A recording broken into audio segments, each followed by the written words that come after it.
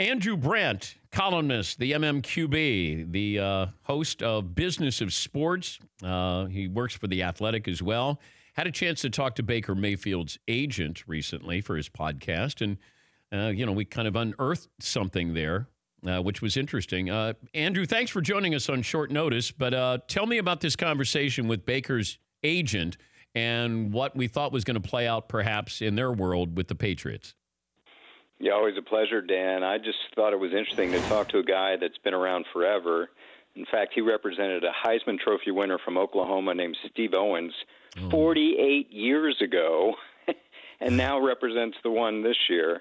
So that was an interesting story that Baker didn't go with one of the big agencies. So just talking to him and talked about his visits and talked about meeting Baker, and then he just unsolicited, talking about the draft, said that, we thought the floor would be the Jets at 3, but, there was a surprise team that was trying to trade up to 2, and it'll surprise you, but it was the Patriots.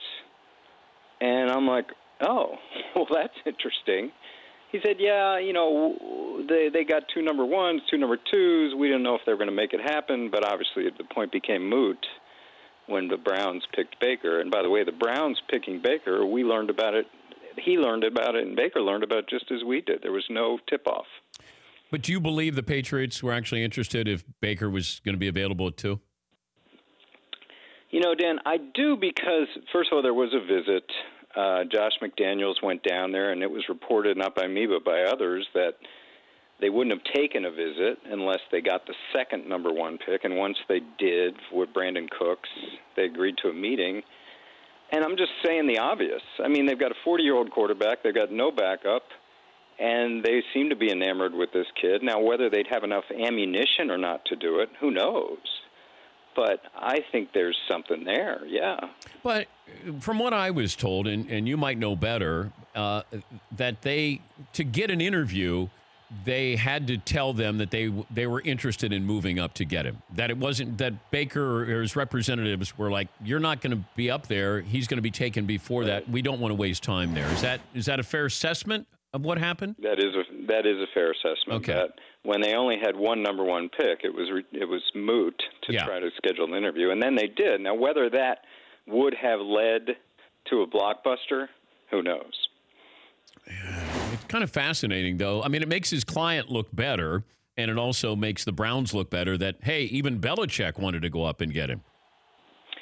Yeah, and I kind of trying to delve into what is that thing about Mayfield. I mean, we look at it, he seems, as good as those guys. Who knows? He's a little shorter than the other 3. He's got some more moxie than the other 3. And he just said, these teams would call him and say, he's got that it, whatever that it is.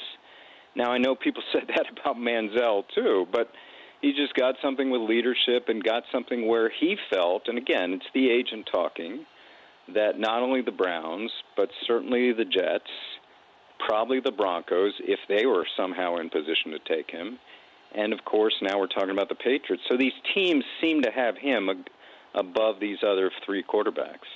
But also, as an agent, a former agent, have you ever had clients that just say to a team, or you've said to a team on behalf of the client, "Hey, you know what? I'm not going to have my guy interview because you're not going to be drafting. He's going to be long gone." I wasn't a good enough agent to have players at the top of the draft. My guys were like, "Please, anyone, Green Bay, Buffalo, whatever." But if you have that kind of leverage, I mean, it's the same thing as not working out at the combine or not doing pro days because what do you have to gain? You only have things to lose. I get it. But it was fascinating that John Dorsey, who I know from Green Bay, just like we were in Green Bay, Ted Thompson, we never knew who he really was going to pick. And Dorsey was that way. And no tip-off to the Mills or the Baker Mayfields at all. And he found out in listening and watching from Austin, Texas, as we did, and then that was it for Baker Mayfield. No noise about the Patriots or moving into the Giants spot once that happened. How often were you lied to by teams leading up to the draft? Oh, a fair amount. And do you take it personally? I remember. Yeah. I mean, if he's there, we'll take him. That kind of thing. And then it doesn't happen, and then it's the mealy mouth.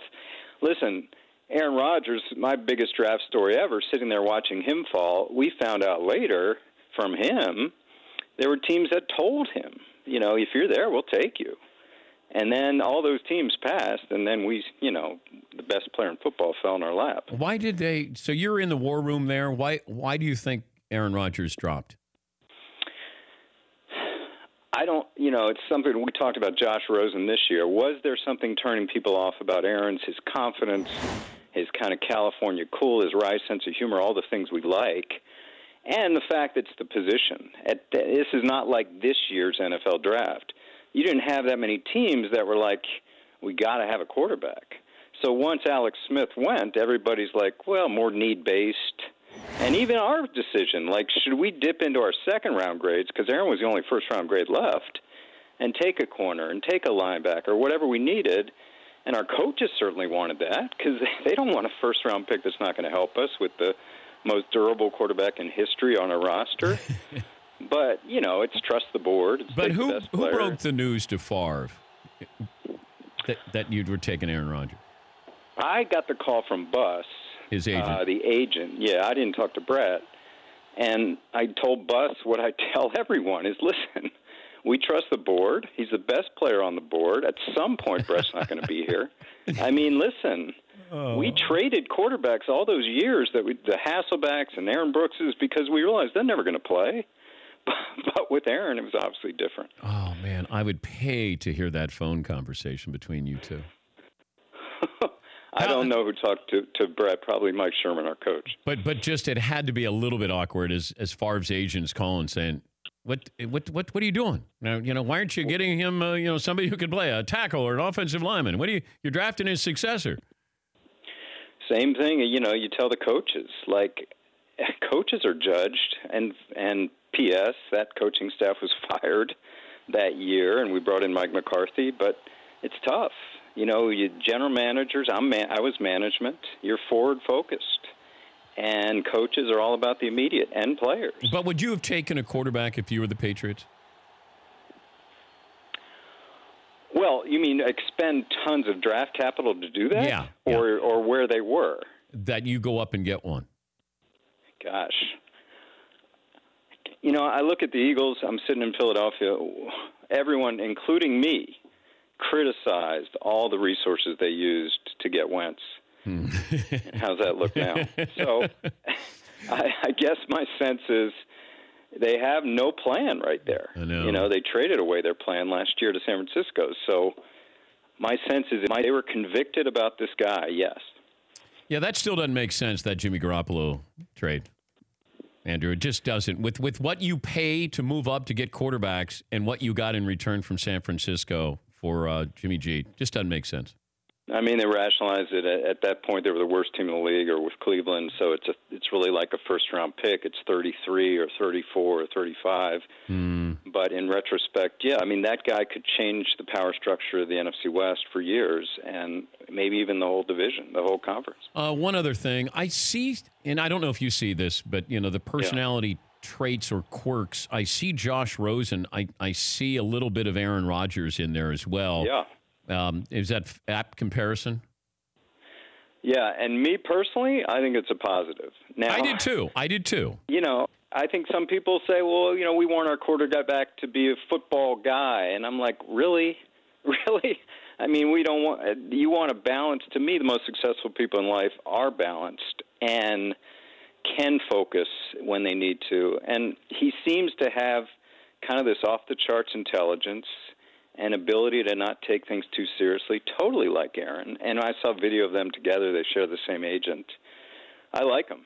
And it's just, to me, it's the other part of this, Dan, quickly, is that Sam Bradford, once again, wins the business of football while he's a placeholder, second time in 3 years, for Wentz 2 years ago. Pretty good. And now he's a placeholder, and Rod Rosen will be in there soon enough.